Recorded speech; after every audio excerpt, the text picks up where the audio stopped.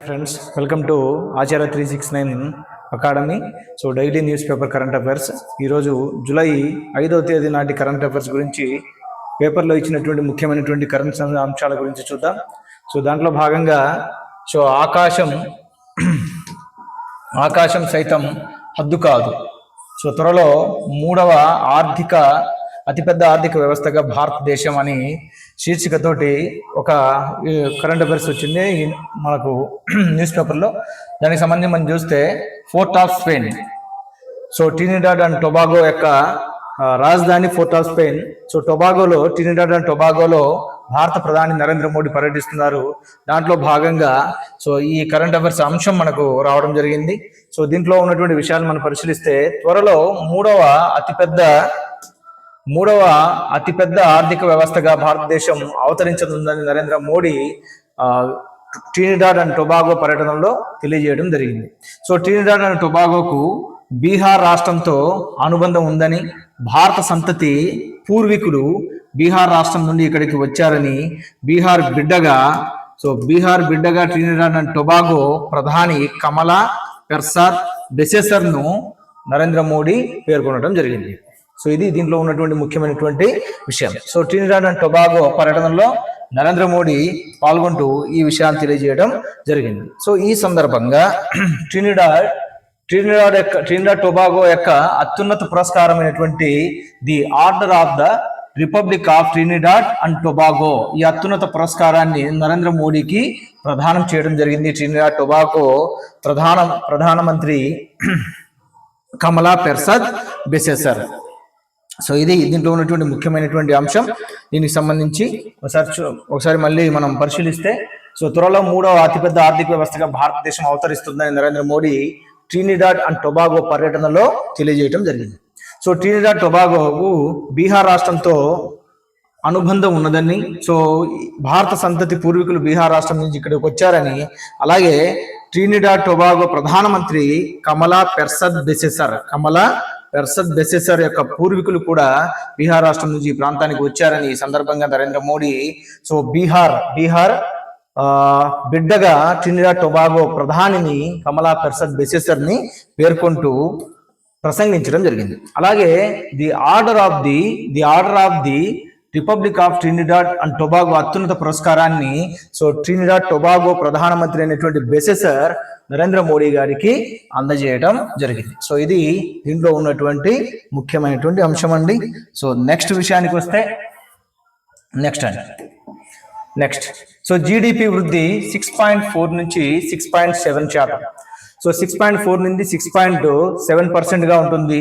GST 3 స్లాబులుగా తగ్గాలి అని CII కొత్త అధ్యక్షుడు రాజీవ్ మెమాని పేర్కొనడం జరిగింది. సో దీంట్లో ఉన్నటువంటి ముఖ్యమైనటువంటి విషయం చూస్తే, సో జీడిపి వృద్ధి 6.4, సో 6.4 నుంచి 6.7% మధ్య ఈ ఆర్థిక సంవత్సరంలో, సో ప్రస్తుత ఆర్థిక సంవత్సరంలో అంటే 2025-26 ఆర్థిక సంవత్సరంలో సో ఈ పర్సెంటేజ్ వృద్ధి రేటు ఉండబోతుందని సిఐ భారత పరిశ్రమల సమైక్య అంచనా వేసింది. సో సిఐఐకి కొత్త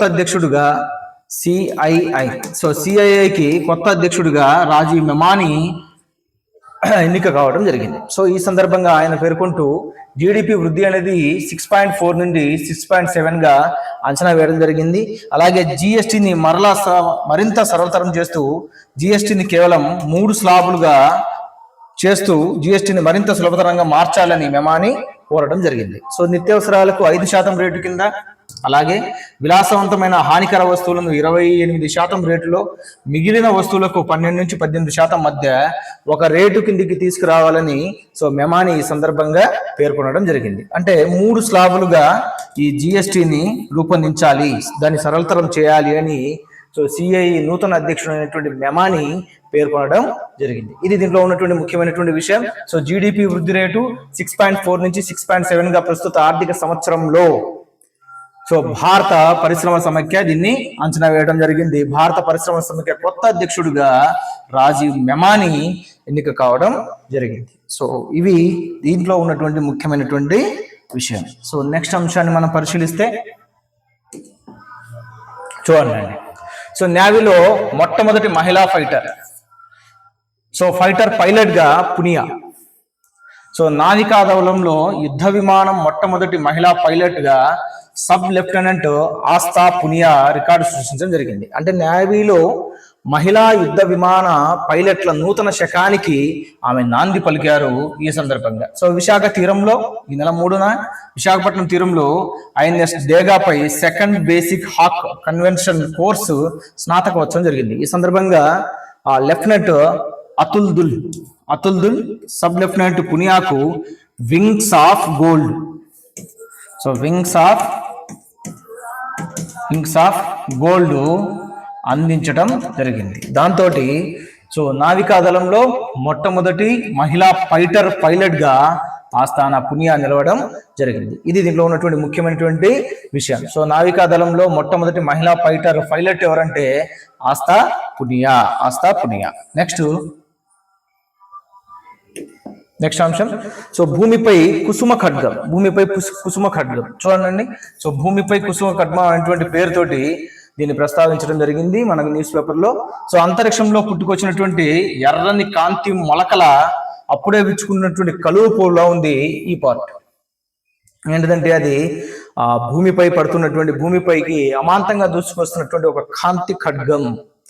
ఉరుములు మెరుపులతో కూడినటువంటి తుఫానుకు కారణమయ్యేటువంటి మేఘాలపై ఆవరణంలో అంటే మిసోస్పియర్ లో పిడుగుపాట్లు సంభవిస్తే ఇలాంటి కాంతి పుంజాలు ఏర్పడతాయి. దీని గురించి మనం ఒకసారి చూద్దాం. సో భూమిపై కుసుమ ఖడ్గం అనేటువంటి శీర్షికతోటి మిసోస్పియర్ ఏంటిదండి, అది మిసోస్పియర్. సో ఈ మిసోస్పియర్ లో పిడుగుపాట్లు సంభవిస్తే కాంతి పుంజాలు ఏర్పడతాయి. వీటినే ట్రాన్సియంట్ లూమినస్ ఈవెంట్ TLE అంటాం. ట్రాన్సియంట్ లూమినస్ ఈవెంట్ అంటాం. దీన్ని మనం భూమిపై నుంచి పరిశీలించలేమండి సాధారణంగా. సో అంతరిక్షం నుండి మాత్రమే ఇవి స్పష్టంగా మనకు కనిపిస్తాయి. సాంకేతిక భాషలో ఈ కాంతి పుంజాలను SLBలు అంటాం. SLB అంటే స్ప్రూట్ లైటింగ్ బోల్డ్ అంటాం. స్ప్రూట్ లైటింగ్ బోల్డ్ గా వీటిని మనం పిలవడం జరుగుతుంది. మరి SLBలు అనేవి మిసోస్పియర్ లోకి పలుచని ఆవరణంలోకి ప్రవేశించగానే అక్కడ ఏమవుతాయంటే అక్కడ ఉన్నటువంటి ఘర్షణ బలాల కారణంగా పేలిపోతాయి. సో భూమిని ఆవరించి చూడండి, మనం 5 పొరలుగా దీన్ని విభజించవచ్చండి. ట్రోపోస్పియర్ అంటాం, అలాగే స్ట్రాటోస్పియర్, అలాగే మిసోస్పియర్ అంటాం, అలాగే థర్మోస్పియర్, తర్వాత ఎక్సోస్పియర్. ఇలాగా భూమిని 5 పొరలుగా విభజించవచ్చు దీన్ని. సో ట్రోపోస్పియర్ 18 కిలోమీటర్ల ఎత్తు వరకు ఉండేది, స్ట్రాటోస్పియర్ 50 కిలోమీటర్ల ఎత్తు వరకు ఉండేది, మిసోస్పియర్ వచ్చేసి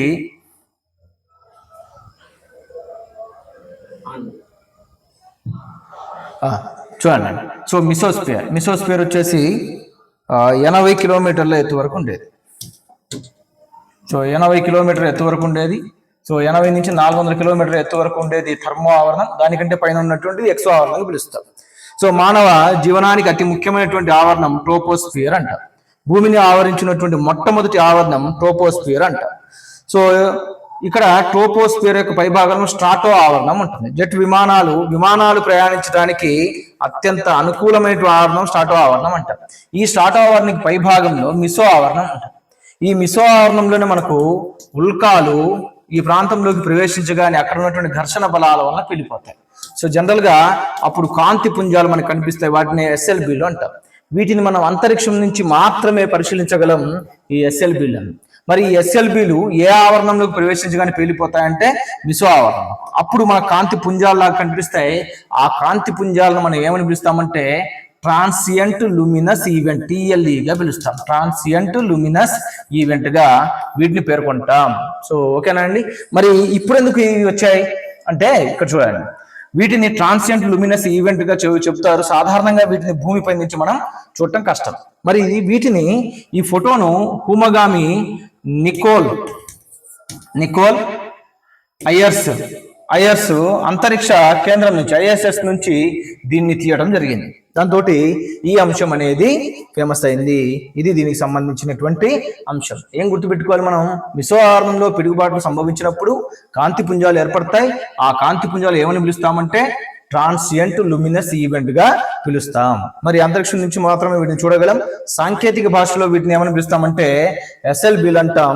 స్ప్రూట్ లైటింగ్ బోల్ట్ గా వీటిని పిలుస్తాం. ఈ SLBలు ఏ ఆవరణంలో వెళ్ళిపోతాయంటే మిసోస్ఫియర్ లోకి ప్రవేశించగానే అక్కడ ఉన్నటువంటి ఘర్షణ బలాల వలన ఇవి పేలిపోవడం జరుగుతుంది. ఇది దీంట్లో ఉన్నటువంటి ముఖ్యమైనటువంటి అంశాల గురించి చూస్తే. సో ఇది ఈరోజు మనం చూస్తే కరెంట్ అఫైర్స్ గురించి. మరలా మనం ఈరోజు వేటి గురించి చూసామో మరలా ఒకసారి చూద్దాం. సో మొదటి అంశం చూడండి. సో త్వరలో భారతదేశం 3వ అతిపెద్ద ఆర్థిక వ్యవస్థగా ఎదగబోతుందని సో ప్రధాని Narendra Modi Trinidad and Tobago పర్యటనలో పేర్కొనడం జరిగింది. అలాగే ట్రినిడాడ్ అండ్ టొబాగోకు బీహార్ రాష్ట్రంతో అనుబంధం ఉందని, భారత సంతతి పూర్వీకులు బీహార్ రాష్ట్రం నుండి ఇక్కడికి వచ్చారని బీహార్ బిడ్డగా ట్రినిడాడ్ అండ్ టొబాగో ప్రధాని కమలా పెర్సాద్ బెసెసర్. సో ట్రినిడాడ్ టొబాగో ప్రధానమంత్రి ఎవరండి? కమలా పెర్సాద్ బెసెసర్. ట్రినిడాడ్ టొబాగో యొక్క రాజధాని ఫోర్ట్ ఆఫ్ స్పెయిన్ గా మనం చెప్పవచ్చు. సో ఈ సందర్భంగా ట్రినిడాడ్ టొబాగో యొక్క అత్యున్నత పురస్కారాన్ని the order of the republic of Trinidad and Tobago అత్యున్నత పురస్కారం ప్రధాని నరేంద్ర మోడీకి అందజేయడం జరిగింది. నెక్స్ట్ ఉన్నటువంటి అంశం జీడిపి వృద్ధి రేటు ప్రస్తుత సంవత్సరంలో 6.4 నుంచి 6.7 గా ఉండబోతుందని సో సిఐఐ భారత పరిశ్రమల సమైక్య అంచనా వేసింది. సో సిఐఐ కొత్త అధ్యక్షుడు ఎవరంటే రాజీవ్ మెమానీ ఈ సందర్భంగా పేర్కొనడం జరిగింది. ఇది అంశం. తర్వాత నావికాదళంలో మొట్టమొదటి మహిళా పైలట్ గా ఆస్థా పునియా. చూడండి, నావికాదళంలో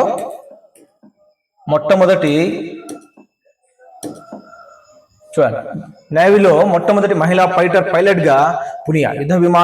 నావికాదళంలో యుద్ధ విమానం మొట్టమొదటి మహిళా పైలట్ గా sub lieutenant Aastha Punia record సృష్టించడం జరిగింది. ఇది దీనికి సంబంధించినటువంటి అంశం.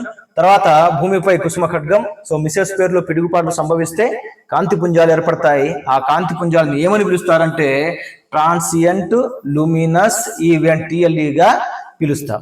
అంతరిక్షం నుంచి మాత్రం ఇవి కనిపిస్తాయి. సాంకేతిక భాషలో వీటిని SLBలు అంటాం. SLBలు అంటే స్ప్రూట్ లైటింగ్ బోల్ట్ అంటాం. మరి ఇవి SLBలు ఏ ఆవరణంలోకి ప్రవేశించగానే అక్కడ ఉన్నటువంటి ఘర్షణ బలాల వలన పేలిపోతాయంటే మిసోస్ఫియర్ లోకి ప్రవేశించగానే అక్కడ ఉన్నటువంటి ఘర్షణ బలాల వలన ఇవి పేలిపోవడం జరుగుతుంది. సో ఇది జూలై 5కి సంబంధించినటువంటి కరెంట్ అఫైర్స్ గురించి చూస్తే మళ్ళా మనం నెక్స్ట్ క్లాస్ లో జూలై 6కు సంబంధించినటువంటి కరెంట్ అఫైర్స్ గురించి చూద్దాం. So thank you. సో ఖుదాఫిజ్, ధన్యవాదాలు.